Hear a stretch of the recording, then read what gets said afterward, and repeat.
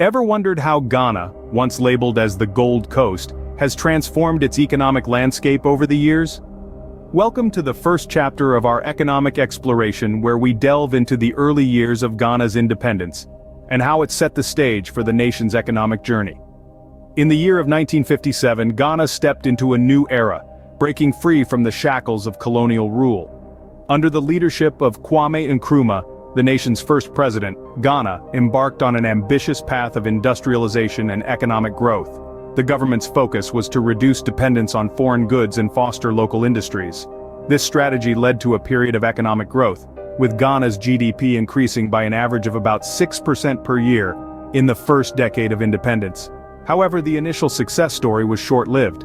The early 1970s marked the beginning of a period of economic decline. A combination of factors including overdependence on cocoa exports, mismanagement of resources, and political instability led to a fall in Ghana's economic performance. The country's GDP growth rate dropped drastically, inflation soared, and the nation found itself in a state of economic turmoil. Yet, it wasn't all gloom and doom. This period of economic hardship was also a time of reflection and learning. The nation realized the pitfalls of an overly centralized economy and the importance of diversifying its economic base. It understood the need for sound economic policies and good governance to ensure sustainable economic growth. This period of economic hardship sowed the seeds for the reforms that would later pave the way for economic recovery. Despite the economic challenges, the resilient Ghanaian spirit was not dampened. The nation was ready to embark on a path of economic recovery. So stay tuned as we journey through the era of structural adjustments in the next scene. The economic story of Ghana is far from over, and we've only just begun. The 1980s marked a significant turning point in Ghana's economic history. But what triggered this change? Let's rewind to the early 1980s. Ghana's economy was in a state of chaos, with rampant inflation, a plummeting currency, and a massive external debt. The government realized that it was time for a drastic change. Enter the Structural Adjustment Program, an economic reform plan initiated by the International Monetary Fund and the World Bank. This program aimed to stabilize the economy and spark growth by reducing government spending, liberalizing trade, and encouraging private sector development. It was a tough pill to swallow, but it was deemed necessary to resuscitate Ghana's ailing economy. The results? Well, they were mixed. On the one hand, the program did achieve some of its objectives. Inflation was brought under control, the currency stabilized, and external debt was reduced. The economy began to pick up, and Ghana started to attract foreign investment. On the other hand, this era was not without its challenges. The reduction in government spending led to cuts in social services, which affected the most vulnerable sections of society. Moreover, the emphasis on export-oriented agriculture had environmental implications, with deforestation becoming a significant issue. But here's the thing. The structural adjustment era, despite its challenges, played a pivotal role in setting Ghana on the path to economic stability. It laid the groundwork for the economic reforms that followed in the 1990s and beyond. It brought about a shift in mindset, from a state-controlled economy to one that embraced free market principles. It's crucial to remember that economic progress doesn't happen overnight. It's a long, winding road filled with bumps and obstacles. But with each step forward, a nation learns, adapts, and grows stronger. And so it was with Ghana. The structural adjustment era was a period of learning and growth, a time of trial and error. It was a stepping stone, a necessary phase in Ghana's economic journey. The structural adjustment era laid the foundation for Ghana's future economic success. And as we delve into the next phase of Ghana's economic story, we'll see just how significant this foundation was.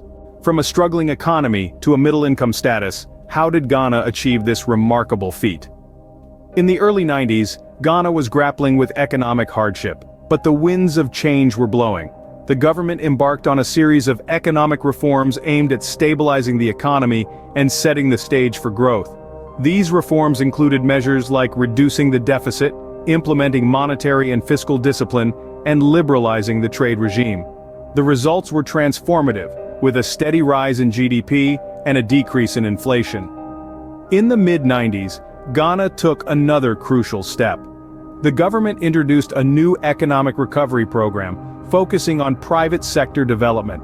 This program aimed to attract both domestic and foreign investment, boosting economic growth and job creation. It was a game changer, and the Ghanaian economy started to take flight. The early 2000s marked a significant turning point for Ghana. The country struck black gold. Oil was discovered off the coast. This discovery was monumental for the economy. Oil revenues bolstered the government's finances, allowing for increased spending on critical sectors such as infrastructure and education. The oil sector also attracted significant foreign investment, contributing to economic growth. But it wasn't just oil that fueled Ghana's journey to middle-income status. The country also capitalized on its other natural resources such as gold and cocoa. It invested heavily in agriculture, industry and services, diversifying its economy and reducing its vulnerability to external shocks. The road to middle-income status was not without its challenges. Ghana grappled with issues such as corruption, weak institutions, and inadequate infrastructure, but it persevered, showing resilience in the face of adversity. The government continued to implement reforms, focusing on improving governance and strengthening the business environment. And so, through a combination of sound economic policies, resource utilization, and sheer determination, Ghana transformed its economy. It moved from a low-income country struggling with economic hardships to a middle-income country, a beacon of progress in West Africa. Ghana's journey to middle-income status was not an easy one, but it was a testament to the nation's unwavering determination. So, where does Ghana's economy stand today? And what does the future hold? Ghana's economy has been on a roller coaster ride, with its fair share of highs and lows. Today, Ghana is considered a lower middle-income country, a testament to the significant progress made over the decades. The nation's growth has been largely driven by its rich natural resources, particularly gold, oil, and cocoa. But beyond these resources, Ghana has been making strides in sectors like manufacturing, real estate, and information technology, diversifying its economic base and creating new opportunities. However, it's not all smooth sailing. Ghana grapples with challenges that threaten to undermine its economic progress. High unemployment rates, especially among the youth, are a pressing issue. Inflation, though relatively stable, remains a concern. The nation's public debt has been on an upward trajectory, a trend that raises questions about fiscal sustainability. There's also the challenge of economic inequality. Despite the country's growth, not everyone has benefited equally. Bridging this gap is essential for Ghana's continued progress. Looking ahead, Ghana's economic prospects are both promising and fraught with challenges. The nation stands on the cusp of significant opportunities. Its burgeoning tech industry, for instance, could be a game changer, driving innovation and creating jobs. The government's Ghana Beyond Aid agenda, aimed at fostering a self-reliant economy, also holds potential. At the same time, Ghana will need to navigate challenges. Addressing unemployment, managing public debt, and bridging economic inequality will be critical. Climate change, too, presents a significant challenge, with potential impacts on sectors like agriculture and fisheries. In conclusion, the narrative of Ghana's economy is one of resilience and transformation. It's a story of a nation that has come a long way, yet has a journey ahead. The road may be steep and the challenges daunting, but with strategic planning and effective implementation, Ghana can continue its progress towards a more prosperous and equitable future. The future of Ghana's economy holds promise but also challenges. It's a story that continues to unfold. So, what have we learned about Ghana's economic journey from independence to middle-income status? From the time of independence, Ghana has been on an expedition of economic transformation. It all began with the nation's initial struggle to stabilize its economy, marked by periods of instability, inflation, and economic downturns. The first steps of this journey were undeniably challenging, but they set the stage for the nation's eventual rise. As we moved into the era of structural adjustment, Ghana faced a turning point.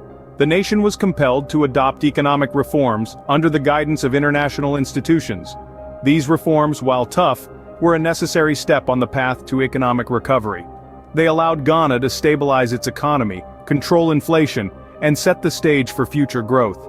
The road to middle-income status was not a straight one, but it was a road that Ghana was determined to travel. Through fiscal discipline, improved governance, and strategic investment in key sectors, Ghana made steady strides towards achieving this goal. The nation's transition to a market-oriented economy has been a critical factor in its economic progression.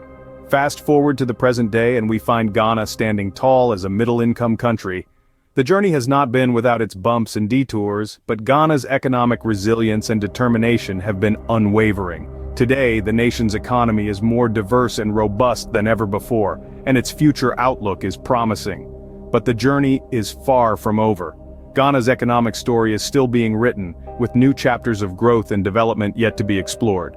The nation's economic progression is a testament to what can be achieved with resilience, determination, and strategic planning.